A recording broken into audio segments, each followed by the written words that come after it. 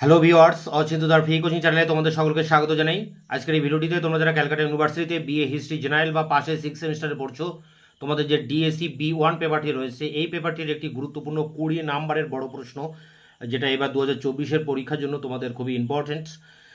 ইংল্যান্ডে শ্রমিক শ্রেণীর উত্থান অর্থাৎ শিল্পায়ন কিভাবে ইউরোপের একটি নতুন শ্রমিক শ্রেণীর জন্ম দিয়েছিল এবং শ্রমিক শ্রেণীদের যে তাদের সামাজিক অবস্থান কেমন ছিল, সোশ্যাল ইম্প্যাক্ট যেটা রয়েছে, সামাজিক ক্ষেত্রে তাদের ভূমিকাটা কেমন ছিল, তাদের জীবনযাত্রার মানটি কেমন ছিল, স্ট্যান্ডার্ড লিভিং যেটা বলা হয়। Review the social impact of English industrial revolution on the working class. তো এই সামাজিক শ্রেণী হিসেবে বা সামাজিক অবস্থান তাদের কেমন ছিল এই শ্রমিক শ্রেণীর, তার উপরেই কিন্তু এই প্রশ্নটি রয়েছে। দেখো, এই উত্তরটি তোমরা এইভাবে লিখবে। ব্রিটেনের শিল্প বিপ্লবের কাল নিয়ে ঐতিহাসিকদের মধ্যে মতানৈক্য থাকলেও অষ্টাদশ শতাব্দীর শেষ পর্ব থেকে ঊনবিংশ শতাব্দীর গোড়ায় এই বিপ্লব সংগঠিত হয়েছিল কথা বলা যায়।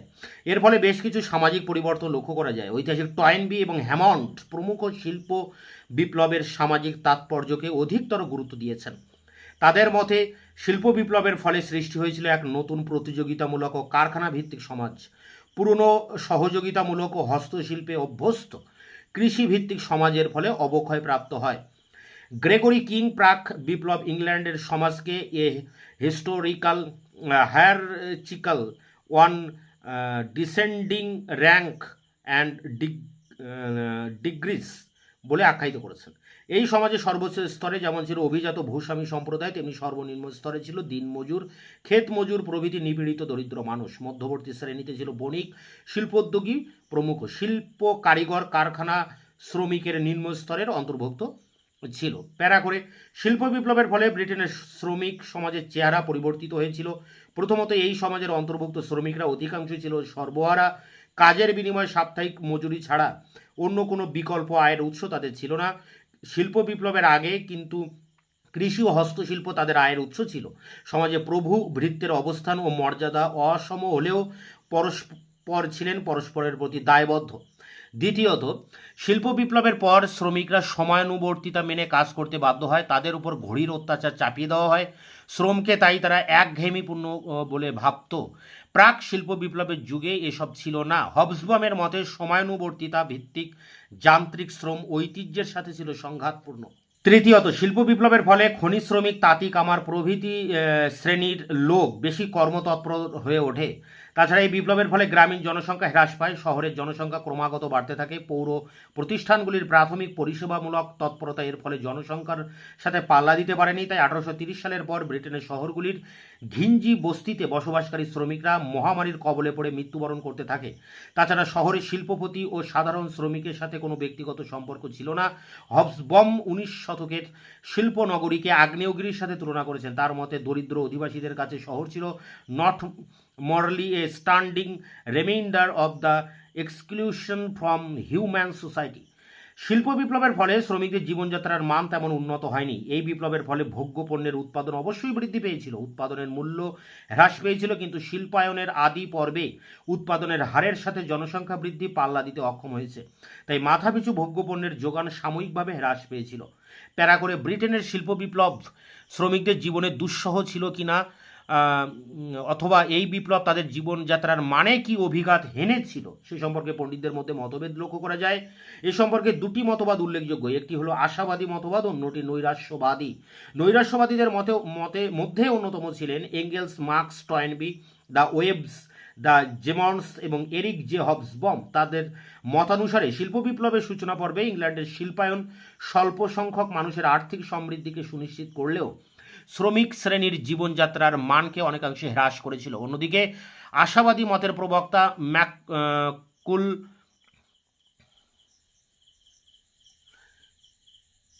টক, গিফেন, ক্লাফেন, অ্যাস্টন এবং ডক্টর হার্টসওয়েল প্রমুখ এই মতামত ব্যক্ত করেছেন যে অর্থনৈতিক উন্নয়নের ফলে কিছু শ্রমিক ছিন্নমূল ও দুর্দশাগ্রস্ত হলেও দ্রব্যমূল্য ক্রমে হ্রাস পাওয়ার ফলে এবং নিয়মিত কর্মসংস্থানের সুযোগ বৃদ্ধি পাওয়ায় অধিকাংশ শ্রমিকের জীবনযাত্রার মান উন্নত হয়েছিল।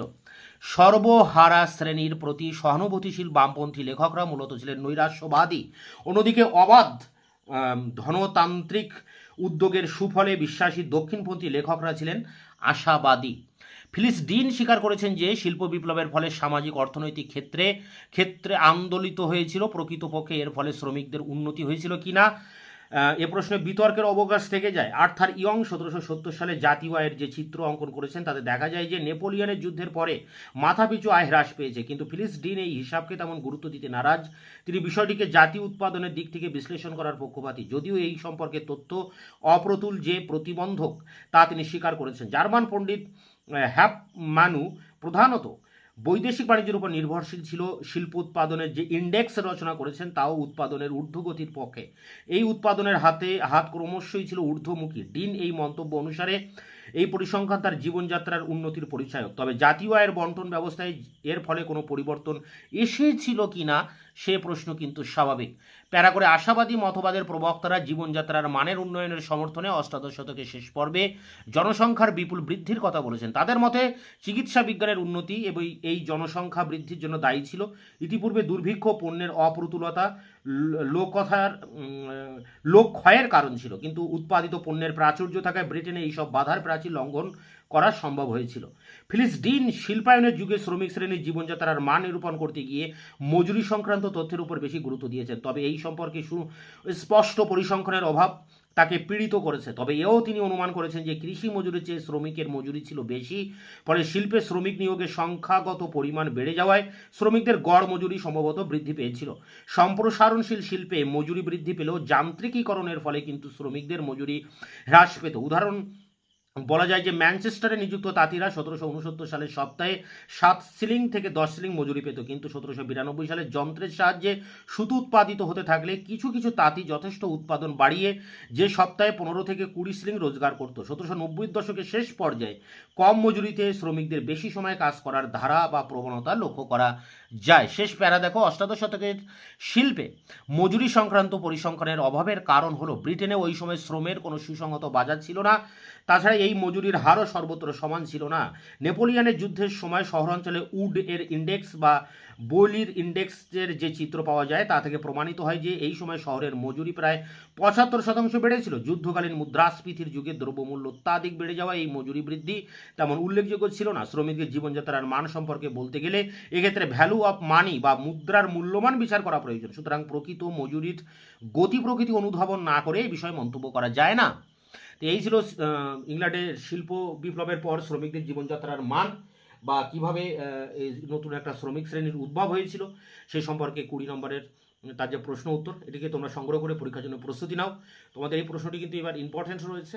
তোমাদের এই পেপারের বেশিরভাগ প্রশ্ন উত্তর আমি আমার চ্যানেলে ইতিমধ্যে আপলোড করে দিয়েছি। যে 2-1টি প্রশ্নের উত্তর দিতে এখনও বাকি আছে তা আগামী 2-1-এর মধ্যেই আমি তার ভিডিওটি বা তার কোশ্চেন অ্যান্সারটি তোমাদের সামনে এনে হাজির করবো। তাই তোমরা অবশ্যই চ্যানেলকে সাবস্ক্রাইব করে রাখবে, বন্ধুদের কাছে শেয়ার করবে, নিজেদের মতামত থাকলে কমেন্ট সেকশনে কমেন্ট করে জানাবে এবং ভিডিওটি ভালো লাগলে অবশ্যই একটা লাইক দেবে।